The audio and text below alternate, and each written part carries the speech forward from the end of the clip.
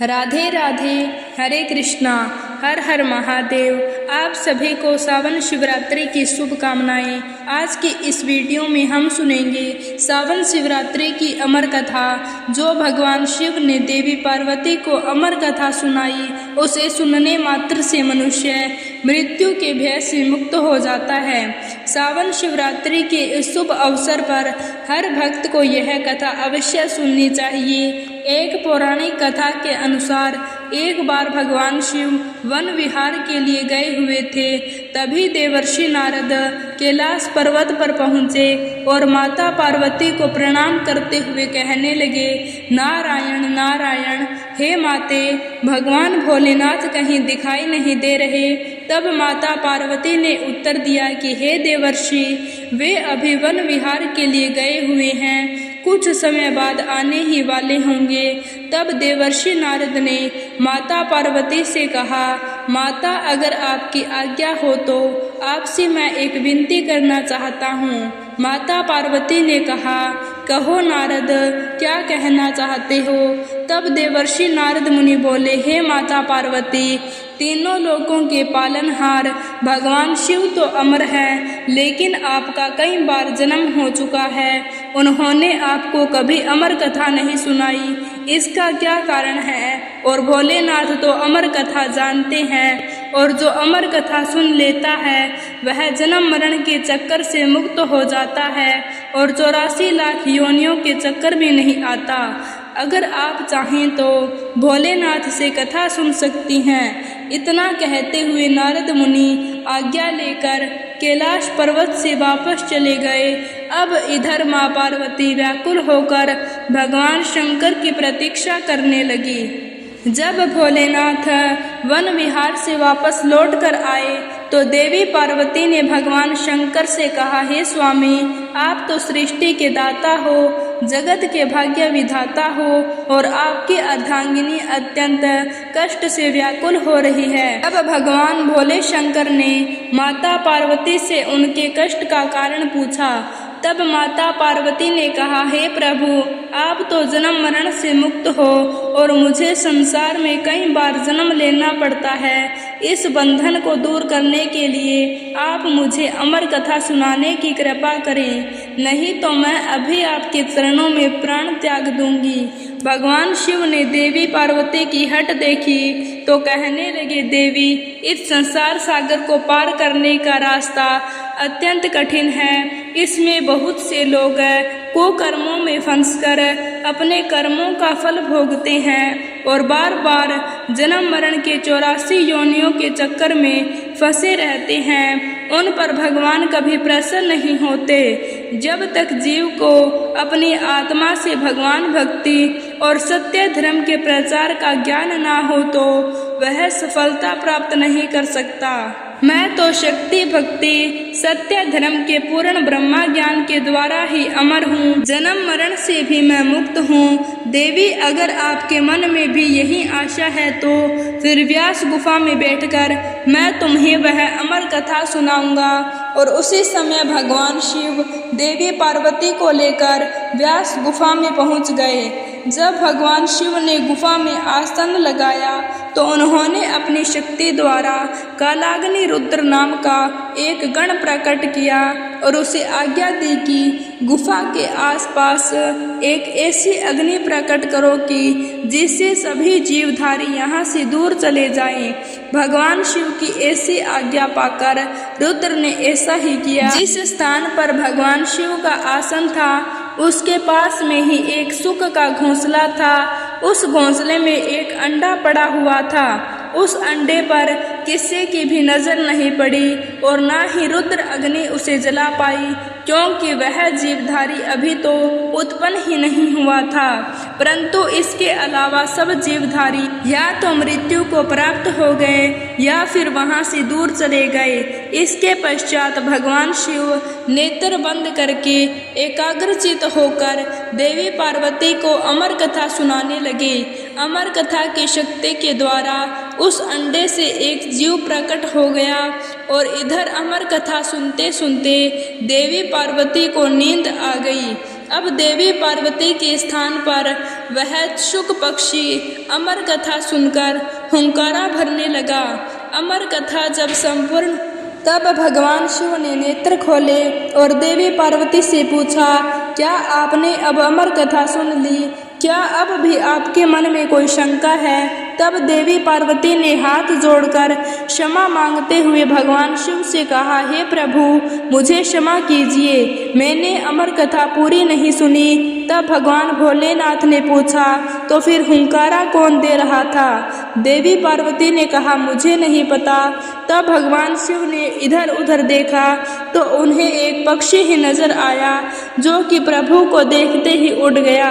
तब भगवान शिव उस पक्षी को मारने पीछे दौड़े। वह पक्षी उड़ता उड़ता तीनों लोकों में गया, परंतु उसे कहीं भी जगह नहीं मिली।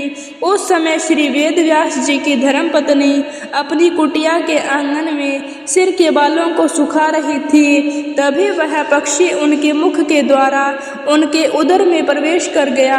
भोलेनाथ रूप बदलकर वहां पहुंचे और जाकर उन्होंने ऋषि की पत्नी से कहा, देवी, लाओ हमारा पक्षी वापस करो। ऋषि पत्नी ने कहा, महाराज देख लो, हमारे पास तो कोई पक्षी नहीं है। तब भगवान शिव कहने लगे, वह पक्षी जो अभी अभी तुम्हारे पास आया है और अभी भी तुम्हारे पास है, सिर्फ अपना स्वरूप बदलने के लिए वह तुम्हारे गर्भ में आलोप हो गया है।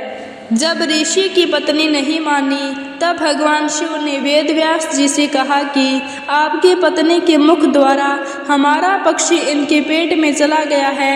आप अपनी पत्नी से पूछ लो, उसके पेट में हमारा पक्षी है या नहीं। तब वेदव्यास जी ने अपनी पत्नी से पूछा कि तुम्हारे पेट में कोई पक्षी गया है क्या?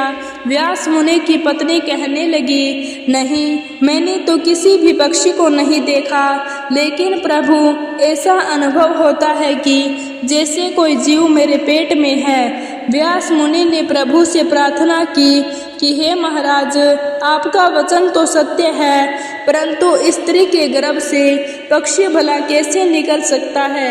इसका तो बस एक ही उपाय है कि इस स्त्री को मारकर उसके पेट से पक्षी को निकाल लिया जाए। भगवान शिव कहने लगे, इतनी सी बात के लिए भला इस स्त्री को मारने की क्या आवश्यकता है? हमें तो उस शैतान पक्षी पर क्रोध आ रहा है जो अपना स्वरूप बदलने के लिए इस बेचारी स्त्री के गर्भ में आलोप हो गया है। जब वह बाहर आएगा तब हम उसे मार देंगे। व्यास मुनि कहने लगे, हे महाराज, इसका क्या उपाय है? आपकी जो इच्छा है वह आप कर सकते हैं। वह पक्षी शंकर जी के भय से माता के गर्भ से बाहर ही नहीं आया।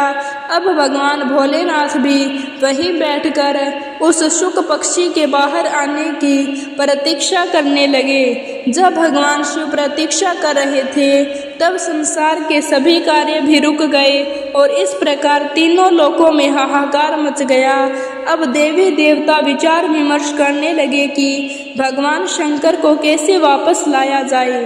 तब देवताओं से आज्ञा पाकर नारद जी व्यास मुनि के द्वार पर शंकर जी के पास पहुँचे और जाकर प्रणाम करके भगवान शंकर से कहने लगे, हे त्रिशूलधारी, हे तीनों लोकों के पालनहार, हे भोलेनाथ, आपका यहाँ कैसे आना हुआ?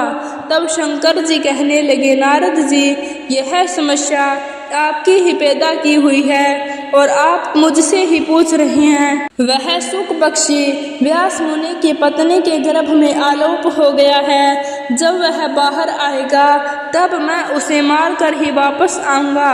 देवर्षि नारद ने कहा, प्रभु, आपका तो वचन है कि जो भी अमर कथा सुन लेता है वह अमर हो जाता है, वह जन्म मरण के चक्कर से भी मुक्त हो जाता है। और यह शुक पक्षी भी आपसे अमर कथा सुनकर अब अमर हो चुका है, सो अब यह आपके भय से माता के गर्भ से बाहर नहीं आ रहा और बेचारी स्त्री को भी कष्ट दे रहा है। इसलिए हे भोलेनाथ, इस पक्षी को वरदान देने की कृपा करें, क्योंकि आपने अमर कथा सुनने वाले को अमर हो जाने का वरदान दिया है, और यदि आप इस शुक पक्षी को मार देंगे तो आपकी अमर कथा भी झूठी हो जाएगी। तब भगवान शिव ने उस शुक को अमर हो जाने का वरदान दिया और वे वापस कैलाश पर्वत पर लौट गए और फिर वही शुक व्यास जी के अयोनिज पुत्र बने। गर्भ में ही उन्होंने वेद पुराणों और उपनिषदों का ज्ञान प्राप्त किया और वह अपनी माता के गर्भ में 12 वर्षों तक रहे। तब वेद व्यास जी ने दिव्य दृष्टि से उनसे पूछा कि अच्छा पुत्र, तुम बाहर क्यों नहीं आ रहे हो? तब वे बोले, मैं माया के प्रभाव में कहीं न पड़ ना जाऊं, इसलिए मैं बाहर नहीं आना चाहता। जब तक स्वयं श्री कृष्ण आकर मुझे आश्वासन ना दे दे, तब तक मैं गर्भ से बाहर नहीं आऊँगा। तब देवर्षि नारद जी वहाँ पधारे और उनके कहने पर भगवान श्री कृष्ण स्वयं आकर उन्हें आश्वासन देते हैं कि तुम्हें जन्म लेने के बाद भी माया स्पर्श नहीं कर पाएगी। तब कहीं जाकर सुखदेव अपनी माता के गर्भ से बाहर आए और उन्होंने अपने पिता से भगवत का पूरा ज्ञान भी प्राप्त किया और वहीं सुखदेव मुनि के नाम से विख्यात हुए। अमर कथा की एक और कथा प्रचलित है। माना जाता है कि अमरनाथ गुफा में कबूतर का जोड़ा रहता है जो आज भी अजर और अमर है, क्योंकि उस कबूतर के जोड़े ने भगवान शिव के मुख से अमृत कथा का रसपान किया था, जिसे एक समय देवी पार्वती के पूछने पर भगवान शिव ने उन्हें सुनाया था। तो आइए अब सुनते हैं भगवान शिव और देवी पार्वती के बीच संवाद की यह अमर कथा।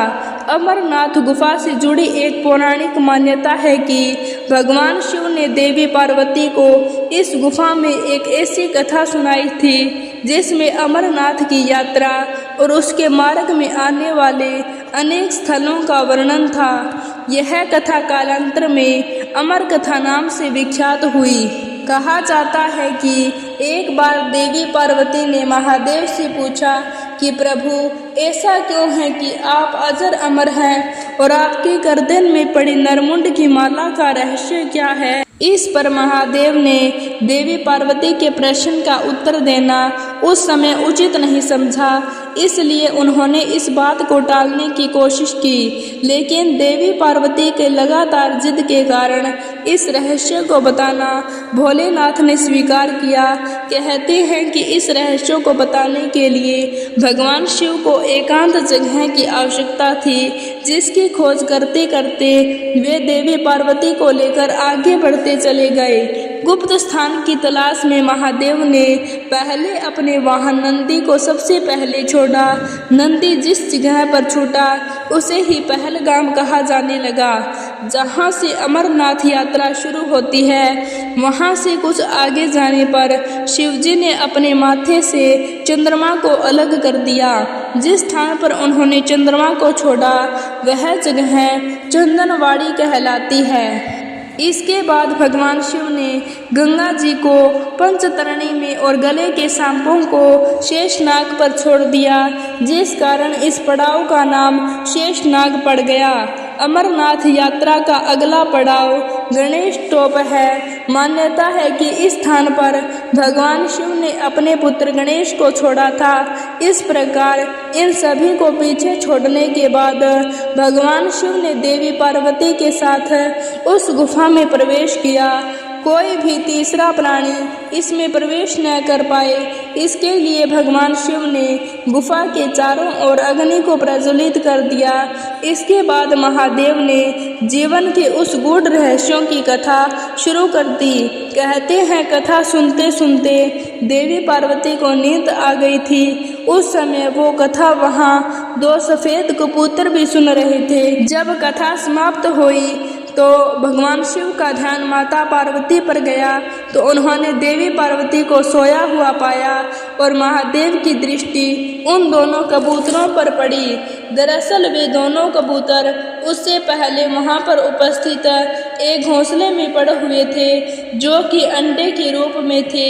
इसी बीच में अंडे फूटे और उसमें से दो नन्हे नन्हे कबूतर निकल आए और उन्हीं कबूतरों ने भगवान शिव के द्वारा सुनाई गई कथा का श्रवण कर लिया था। और जब कथा के बीच में देवी पार्वती सो गई थी तब उनकी जगह पर वे दोनों कबूतर ही हुंकारा भर रहे थे। यह बात जानकर महादेव को उन पर बड़ा क्रोध आया। वे उन्हें मारने के लिए दौड़े। फिर वे दोनों कबूतर स्वयं ही महादेव के पास आकर बोले, हे महादेव, अगर आपने हमें मार दिया तो आपकी अमर कथा झूठी हो जाएगी, क्योंकि हमने तो आपकी अमर कथा सुन ली है। कहते हैं कि इस पर महादेव ने उन कबूतरों को वरदान दिया कि वह सदैव उसी स्थान पर भगवान शिव और देवी पार्वती के प्रतीक के रूप में रहेंगे। अभी से मान्यता है कि अमरनाथ गुफा में मौजूद कबूतरों का जोड़ा भगवान शिव और देवी पार्वती के प्रतीक के रूप में आज भी विद्यमान है। जब देवी पार्वती ने भगवान शिव की यह दिव्य कथा सुनी तो उन्होंने हाथ जोड़कर कहा, हे नाथ, यह केवल एक कथा नहीं बल्कि आपकी करुणा की अमर गाथा है। क्या यही समाप्त हो जाएगी? तब महादेव शांत भाव से मुस्कुराए और कहने लगे, हे देवी, यह कथा काल से परी है। यह उस हर हृदय की है जो सावन की शिवरात्रि पर सच्चे भाव से मेरा स्मरण करता है। जब कलयुग का अंधकार गहराएगा और लोग दिखावे की पूजा में उलझ जाएंगे, तब वे कुछ ऐसे होंगे जो प्रेम से ओम नमः शिवाय जपेंगे। उनके लिए यह कथा दीप बनकर उनके जीवन के अंधकार को हर लेगी। सावन की वह रात्रि जब जल, बेलपत्र और मन की शुद्धता से कोई मुझे पुकारेगा तो मैं स्वयं उसकी सुनूंगा। इस प्रकार अमर कथा एक वचन बनकर शिव भक्तों को आशीर्वाद देती है। तो यह थी श्रावण शिवरात्रि की कथा। उम्मीद है आपको पसंद आई होगी। तो वीडियो को लाइक, शेयर और ऐसी कथाओं के लिए चैनल को सब्सक्राइब जरूर करें। धन्यवाद। राधे राधे। श्री शिवाय नमस्तुभ्यम।